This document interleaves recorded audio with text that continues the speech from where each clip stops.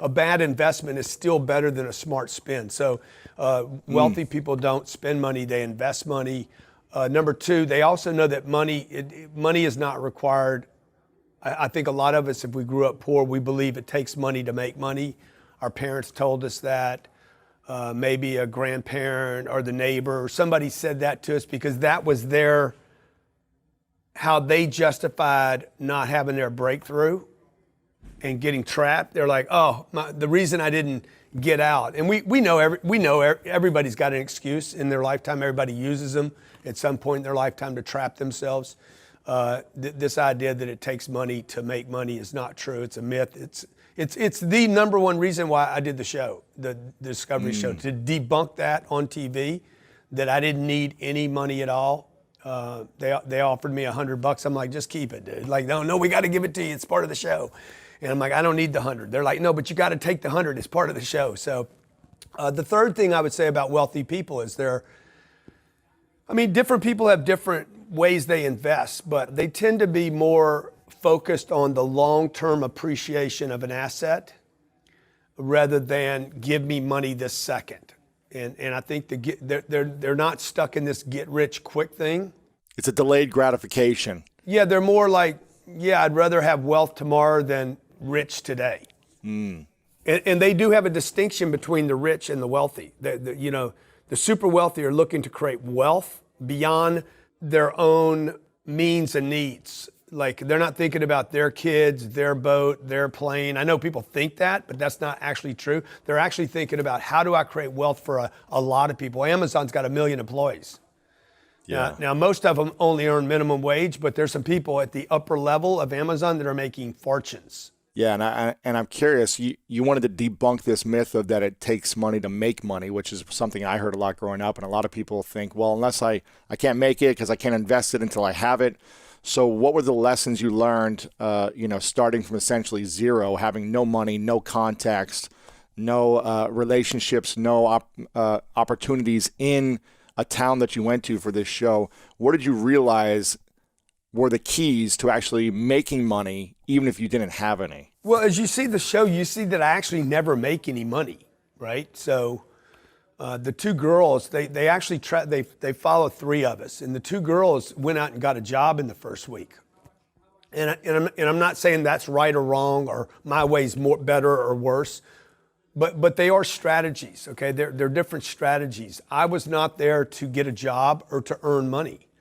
I was there looking for one thing: opportunity. I never spent time looking for money ever, the entire 90 days. Okay, I'm not looking for money. I was actually looking for contracts through the contacts. I wasn't looking for money because I knew the evaluation of the company in the last segment. An evaluator will come in and determine what my company's worth, my new company, right, that I created. And at that point, I just need to validate to him, dude, my company's worth this based on that. The entire 90 days, I never touched the first 100 they gave me. And this was to prove to people, dude, you do not need money. Like, it's not true you need money. You do need contacts. You need people. You need relationships. You need people. You need the right people, though. The right people that are already in play. Okay? Just because a guy's got money. I remember a billionaire friend of mine, he could buy a jet. And I said, hey, Bob, should I buy a jet? He said, you should, I shouldn't. Meaning, Grant should, and he's way wealthier than I am. He could have bought 40 of them. He's like, I don't have a place to go in mine. You could use yours every day. So you got to find somebody that's in place, somebody that not just has money, but somebody that wants to do more with their money. So you'll notice in the first 10 days, I don't spend any money. I don't spend money on shelter, not on food, and not on water. Nothing. Then what I do is I end up accumulating assets. And it's unfortunate that the viewer doesn't see this. Within 5 days, I have 2 vehicles. One was given to me by Discovery, and the other one was a $40,000 Jeep that I basically used from Ryan, this guy I met, and told him, I'm going to sell your Jeep. I'm going to drive it around town and put 10 miles a day on it, and I'm going to sell it. Well, that's a $43,000 asset. My truck was worth $4,000. I still had my $100. I lived in a $46,000 RV that I was trying to sell. So What's the other thing I did? And I picked up $10,000 to do in a 15% partnership in the equity of the upside of this guy's company. So literally in 10 days, I was accumulating contacts that could get me equity. And the important part of that story is, man, go get you some equity. Jay-Z talks about this. You're getting, so many of you young brothers are getting an advance while I'm picking up the equity. Ooh, yeah, they're trying to get the get rich quick. Let me give you the money now. Give it to me now. Where the publisher's getting long-term residual income for decades off of your Kevin Hart. Look work. at what Kevin Hart did with this show, right? He owns that show. He owns the ticket sales. He was willing to promote it, not just be a comedian. Where Richard Pryor showed up and got his check, told his jokes. Kevin Hart says, "Yeah, I'm gonna show up. I'm gonna tell my jokes, but I'm gonna own the entire platform, the equity." So how do you get someone to give you $10,000 when you have nothing to give them in return? Or what is it that you're selling them, a greater promise in return? So what I did was I pitched this guy. I said, look, he's a business owner. He wants traffic in his company. Every business owner wants traffic. Every entrepreneur wants traffic to their website. And I said, look, I'm gonna drive traffic to your store. He owned a mattress store, big margins. And I said, I'm gonna make sure you have the biggest weekend that you've ever been here. And I said, if you give me $6,000, I'll take the $6,000 to the store. In fact, you don't give me the money, just call it in and approve it. I didn't want to touch his money. I never asked anybody for any money. And I said, I'm gonna go run a promotion for you. I'm gonna put together the banners, the logos. I'm gonna stand out in the street. I'm gonna drive the traffic to your place. What do you want, Lewis? What do you want, Lewis? I did that more than once, by the way. What do you want, Lewis? You did? Because my name was Lewis, right? Yeah. And I said, dude, I don't want anything. He tried to give me money to do this. I don't want your money. I just want the opportunity. I want to prove myself. Because what I really wanted from him was I wanted him to front the bill at the print shop so that he could put me in play. Well, I went and ran the whole promotion that weekend. I said, if you send them, if you just authorize the spend, I'll conduct the promo. I'll run it and do it. We did $91,000 worth of mattress sales. We did $15,000 that weekend and then another $65,000 over the next 3 weeks. And he's like, dude, you're a star. Now he's like, hey, what do you want for what you did for me this weekend? That was the best weekend we've ever had. And I'm like, I don't want anything except to be your partner. So you wanted equity? I want to be your partner, dude. And I said, I want 15% of the upside of your company. I said, what's fair? He's like, 15%. Everything above what I'm doing now, I'll give you 15%. He's the one that made the offer. I said, that's awesome. Wow. And then that's when I said, hey, can you give me an advance of $10,000 on the 15%? People think that I asked for $10,000. I actually didn't get $10,000. I got an advance on a partnership, which is even better. Wow, that's fascinating. So you never asked for money. You said, give me equity with everything. Give me equity. And then once I got the equity agreement on the upside, most people are willing to give you this. Because it's more than they've already made. They're already making a certain amount. They never crossed past that probably in years. So they're like, okay, if you can help me 10x it, I'll give you a 15%. I don't want a piece of what you're already doing. That's not fair. That's an unfair deal. I mean, people are like, I need to ask for more. Yeah, but you don't want to ask and look stupid. Like you can't ask somebody to give you something of a company they already have. Also, it's interesting because they didn't show this, and I look forward to kind of breaking this thing down. I'm going to create a whole platform where I go in and break the show up and show people what they didn't see. When I left Vegas to fly to Pueblo, the production company said, hey, what's your first move? First move, I'm going to the bank to drop off the 100. Second thing, I'm going to the gym to meet people. Third thing is I'm going to find a business for sale, and I'm going to see if the guy that owns the company can give me a place to sleep. Those three things happened exactly the way I predicted before I got to Pueblo, before I even knew I was going to Pueblo. I mean, it happened just every one of them. And then Discovery came to me at 4 days and said, bro, you got to slow down. I said, what do you mean? We don't have a TV show if you keep winning. Right. If you make it happen in 2 weeks, what are we going to do? I'm like, okay, come out here and watch me throw up. Okay, come out here and watch. I'm sick. I was sick from altitude sickness. I'm like, what you guys got to cover how hard this is for me. I'm terrified. I'm cold. My back hurts. I don't have a good place to sleep. I'm pissing in a bottle. And then they cut all that out of the show. So the point of that story is quit going for some dead Benjamins and start getting you some equity. Okay, $100 bills are dead. They're from the past. Equity is the future. And you're better off with a future if you believe in yourself than you are with a dead Benjamin.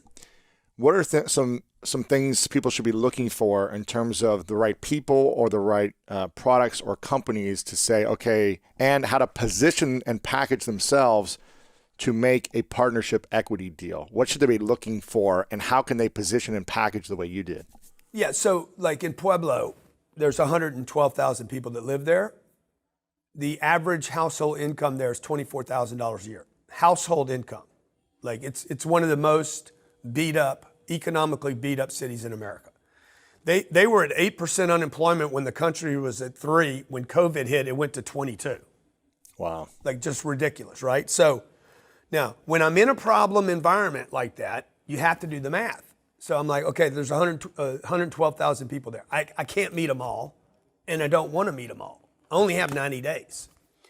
So then I said, okay, who's got the money in this town? The businesses have the money in the town. This is the unfair advantage I have in this show, is that I did not go there to start a new business. I went there to find a business that was already banking. A lot of people think I started. Did you have that intention before? Oh, 100%. I said, there's no way I'm going to start a new business. There's 34 million businesses in America. America does not need a new business.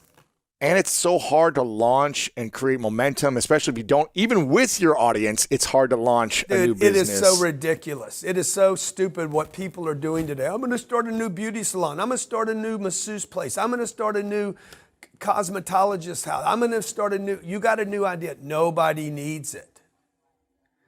Like, if you were an alien looking down at the United States of America and saying, okay, what is there too much of?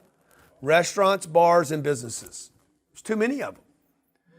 And then some kid pops up, Paul pops up and says, I'm going to start a new business. And the guy from outside the planet's looking down there saying, well, that's stupid. Why don't you just go 2/3 of all the businesses in America break even or lose money? So what I'm hearing you say, Grant, is a lot of people have the dream of wanting to start and launch a business. But what I'm hearing you say is it's probably a lot smarter to go find a failing business or a business that's breaking even, jump in, add value, and see if you can 10x that. Dude, that's how you get on planes. That's how you go to the hospital. You need emergency care. You don't build a hospital. You just go to the hospital. You want food, you go to Whole Foods. You want gas, you go to the gas station.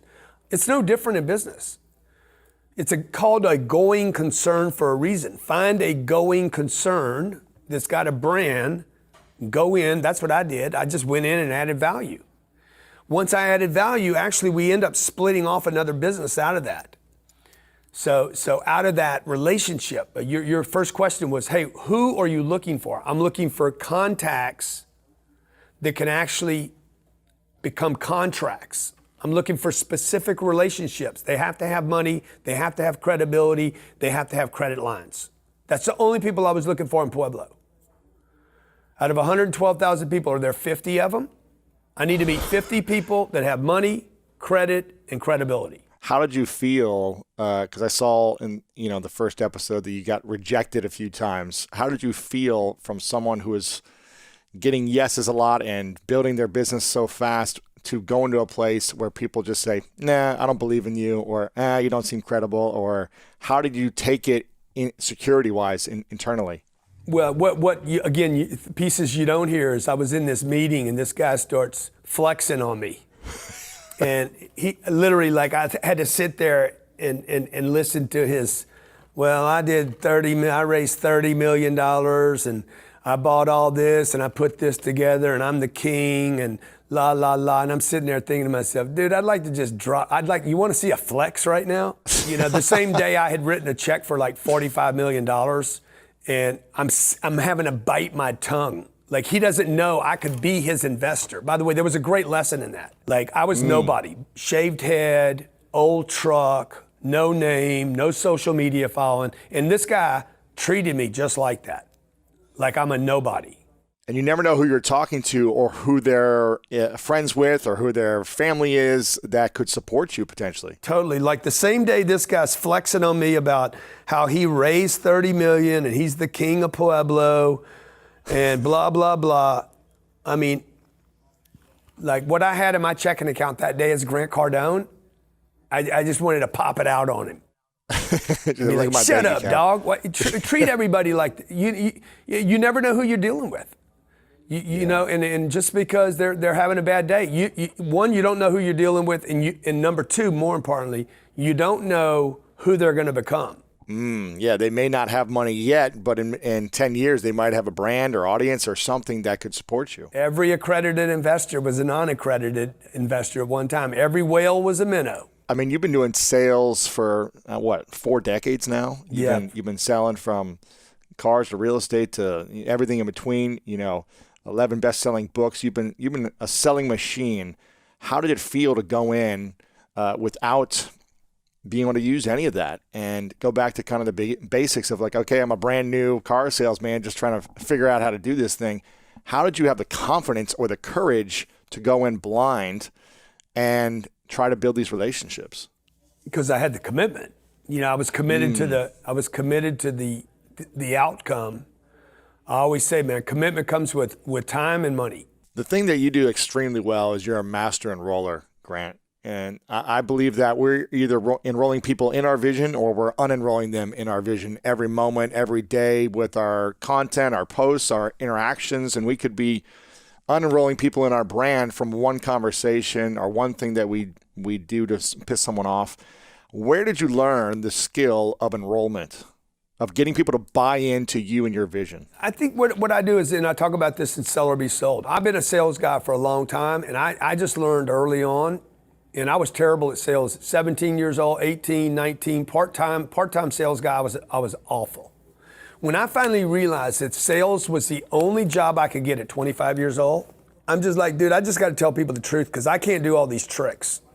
The NLP, right. And look, if it works for you, good, whatever, but the mirroring, the matching, they ask a question, you ask a question, the hot potato. I've heard all these strategies. And I'm like, dude, I just can't do it. I'm just going to be me. Hey, guys, I'm moving from LA. I'm out of work. I'm looking for opportunity. I'm trying to move my family here. My name's Lewis Curtis. 2008 beat me up. I got to get my family out of LA. Real estate's impossible. I can't buy it there. It's priced out of the market. And I'm here in Pueblo because I think there's opportunity here. And that's all I'm looking for. No handouts, no help. I got an old truck with me. I got no money. I left my kids with. You got to have your story. So people enroll, but you also have to be talking to the right audience. I only spent time with people that were able, capable, qualified. I spent no time. I was in a meeting once in Pueblo. I walked into the meeting, assessed the situation, and bounced. I said, guys, I'm done. I'm out of here. Boom, and I walked out. And my partner at that time, you'll see it later in the later shows, he's like, what just happened? I'm like, there's nothing here, bro. There's no money here. There's no opportunity here. And I'm on a clock. I couldn't tell him I'm on a clock. I couldn't tell anybody. So I had these little secrets going on. So, how do you enroll people? It's like, you got to get enrolled. My personal integrity and ethics is why I can sell so hard. And because I believe in my product, I believe in my investment vehicle, I believe in my company. I don't trick people, screw people. Like 35 years I've been in business, there's not one person in 35 years that says I owe them money. There's people that try to get stuff from me using lawyers and bullshit, but there's nobody that can say I ever financially damaged them in any way, not a penny. And so that allows me to go back into the world and push. If you're looking for more greatness in your life, make sure to check out this video right here. And also check out our free PDF, The 3 Secrets to Unlock the Power of Your Mind to help you change your life. Download it right here. Look, the investment has to be indestructible. So I'm indestructible, right? I can invest in me.